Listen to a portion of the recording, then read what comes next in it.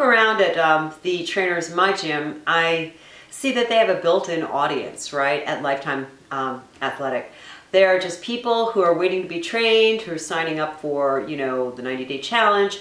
But I also wonder if they're maybe not as ambitious. Maybe they're not thinking of going beyond gym borders. But you definitely are, or you wouldn't be watching this. So I want to talk a little bit about those that have set the precedent and the importance of building your own niche. Because there are a lot of personal trainers out there and you really need to differentiate yourself.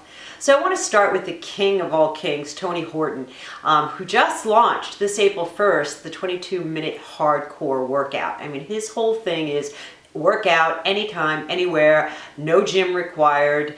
90X just went wild and crazy. And he also then decided to go into self-help, self-performance, the head, the mind, with the big picture. And he's never one to rest on his laurels. He's constantly creating and offering something of value to people, but he stayed within his niche, that basically there are no excuses and you have to figure out a way to work out anytime, anywhere, and he's going to help guide you there. Goals. Look for opportunity. What is not happening in the fitness world right now that you think should be happening? And then you want to create a niche for you. You want to be known as someone offering something very unique. And when you're thinking about that, you also want to think, how could that grow? What will that look like in the future? Because you don't want to pigeonhole yourself too much. The second personality in the world of health, wellness, and fitness that I want to point out is Misty Copeland, who was one of the first African-American ballet dancers to go on, regardless of whether or not she had the body type for ballet, to become quite the inspiration. She was voted Time magazine's one of the most influential people in the world in 2015, and she created a movement, inspiring people to go beyond in the world of dance. And so she was a path creator for many of those that were maybe too timid or too concerned about not being the perfect fit for ballet.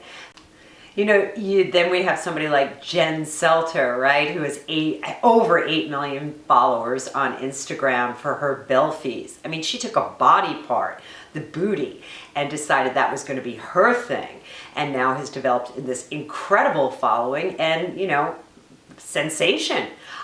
With just fantastic pictures out there of her beautiful body.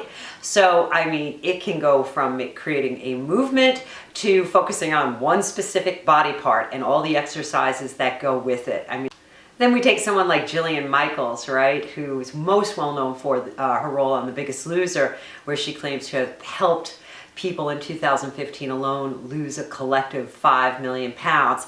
She has a new show out called Just Jillian. I mean, she parlayed her career as an annihilator, a body shredder, from being a personal trainer to begin with to now having a show on her own about her life.